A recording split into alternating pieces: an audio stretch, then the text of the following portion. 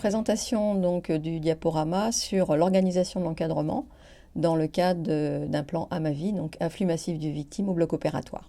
Le prérequis, c'est d'avoir vu toutes les informations générales sur l'organisation du bloc dans un diaporama précédent qui sera disponible également sur l'intranet. Où trouver ces fiches réflexes? Sur intranet, pour les directions,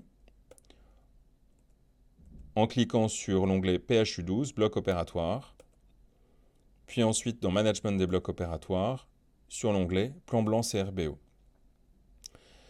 Une copie papier de ces fiches réflexes se trouve dans l'armoire SSE, qui se trouve en face de la salle 19. Cette armoire contient aussi tous les outils nécessaires à la prise en charge et à la mise en place de l'accueil des premiers convois qui seront destinés au bloc opératoire. Cette armoire est fermée et vous n'y avez pas librement accès. Présentation de la structuration administrative importante à connaître pour l'encadrement.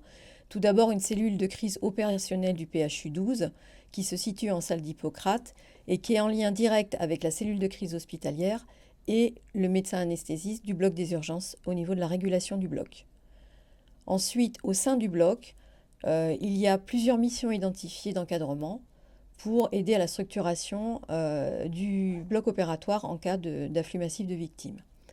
Un petit point particulier sur la nuit, où le bloc des urgences est opérationnel uniquement. Et là, c'est le médecin anesthésiste du bloc des urgences qui est en charge de distribuer très rapidement des fiches missions en attendant que la cellule du bloc et que le renfort des cadres arrive au bloc opératoire. Donc, il va désigner des infirmiers ou infirmiers anesthésistes ou aides-soignantes pour les missions principales de réorganisation du bloc. Alors, en cas de situation sanitaire exceptionnelle au sein du bloc opératoire, la réorganisation du bloc implique des missions différentes à attribuer à plusieurs acteurs, principalement l'encadrement et les médecins, mais également parfois manque d'encadrement, on peut identifier certaines missions à des infirmiers ou des aides-soignants. La première mission attribuée probablement à un cadre, parce que c'est très important, c'est la mission de coordination en lien avec le médecin coordinateur.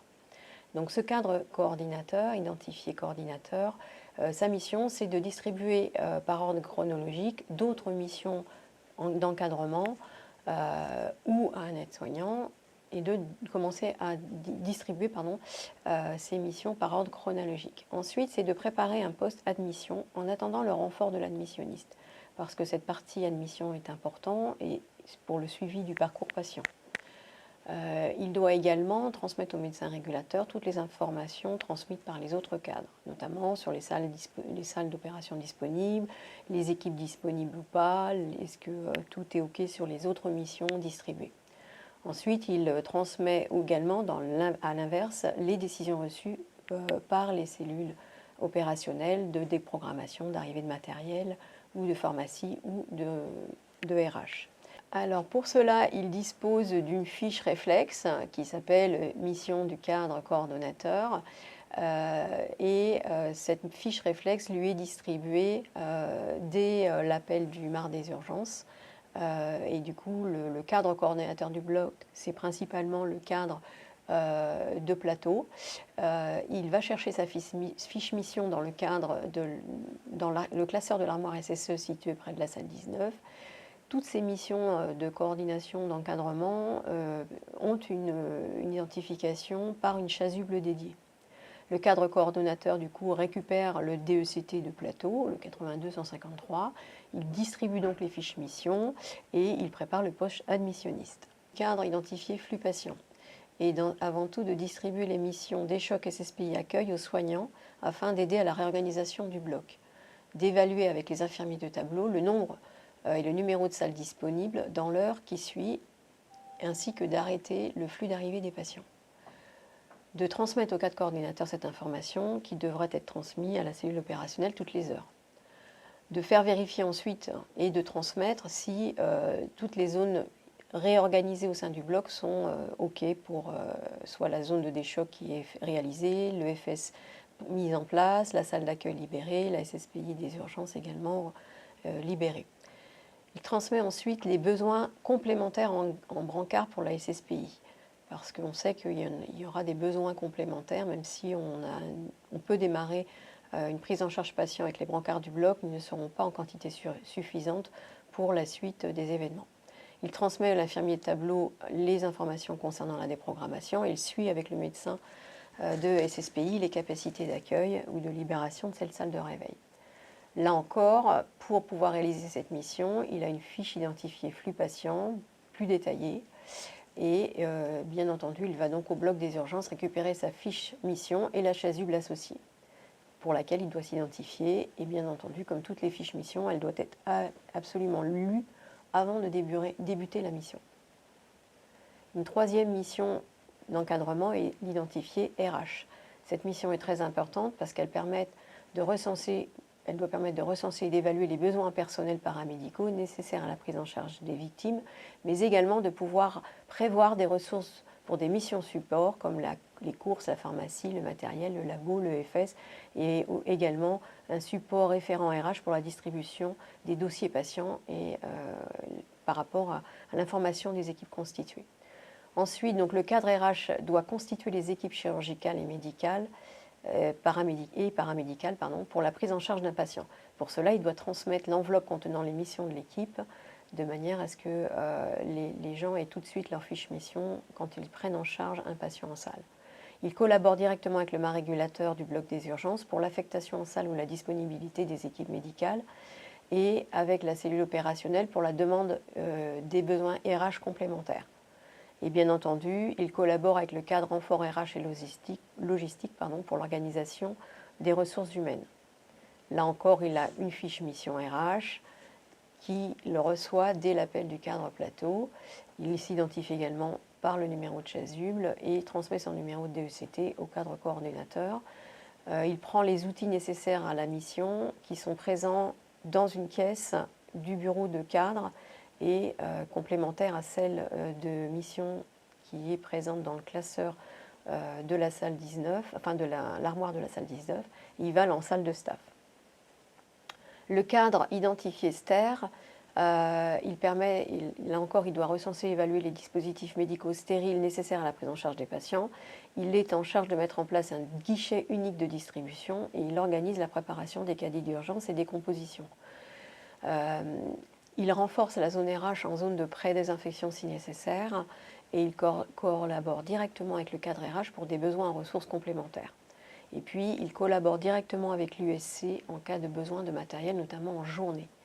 Il transmet les informations et les difficultés au cadre coordonnateur pour des besoins complémentaires. Là encore, il a une fiche mission. Cette fiche mission, il la récupère au bloc des urgences. Il s'identifie avec une chasuble dédiée. Et bien entendu, il lit sa fiche mission avant de la débuter.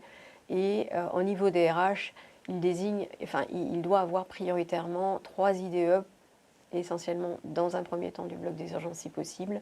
Et il s'adjoint 2 AS, 2 DM pour un guichet unique. Là encore, les renforts RH peuvent être demandés au cadre RH pour la mission de pré-désinfection, le suivi des boîtes en lien avec l'USC ou d'autres besoins RH complémentaires pour cette mission identifiée STER. Pour une autre mission d'encadrement et aussi sur le renfort logistique, sur la logistique et le renfort RH. La logistique intervient dans un second temps, mais dans un premier temps, il doit être un renfort RH auprès du cadre RH, de manière à cette première mission est importante au démarrage du SSE. Et pour cela, donc, il s'assure de la présence des ASHQ pour le flux FS Labo avec leur fiche mission. Il s'assure également de l'identification des soignants sur les cahiers spécifiques et leur identification par des étiquettes. Et ensuite, bien sûr, il transmet les besoins au cadre coordinateur sur les besoins complémentaires en médicaments, linge, évacuation et restauration, enfin tout ce qui concerne la logistique dans un second temps. Là encore, il a une fiche mission avec une identification par chasuble. Et là encore, il faut lire la mission attentivement avant de la débuter, en sachant que la première mission, c'est le renfort avec le cadre RH. La dernière mission identifiée par le cadre et par un cadre, mais qui peut très facilement être transmis à NIA d'Unibod, c'est la mission identifiée matériel. Pour avoir des besoins complémentaires en matériel. Enfin, il y a sûrement des besoins complémentaires en matériel, notamment que l'on peut avoir sur d'autres blocs opératoires de proximité, particulièrement le bloc HME ou le PTI. Et là, dans ces cas-là, l'essentiel étant de transmettre les besoins et du coup d'aider à la réalisation, au regroupement du matériel pour les blocs opératoires, pour les descendre au PTMC. Là encore, il y a une fiche mission avec une chasuble dédiée. Il faut bien entendu la lire attentivement avant de débuter la mission ou de la faire débuter. Alors, en conclusion, toutes ces fiches mission cadres sont importantes dans la réorganisation du bloc opérateur en cas de SSE. Certaines sont prioritairement dédiées à l'encadrement, mais certaines, très largement, peuvent être diffusées et transmises à d'autres paramédicaux, comme des infirmières anesthésistes ou aides-soignantes, en fait, suivant le type de situation sanitaire exceptionnelle. Nous vous remercions d'avoir visionné cette vidéo. Nous espérons qu'elle a pu répondre aux questions et aux interrogations que vous vous posiez sur cette thématique. On vous invite fortement à regarder les autres diaporamas des corps de métier impliqués et qui seront, comme vous, impactés par un afflux de patients en bloc opératoire. Vous y apprendrez sûrement beaucoup de choses et nous reviendrons vers vous avec d'autres propositions de formation et d'exercice dans les semaines et les mois qui viennent.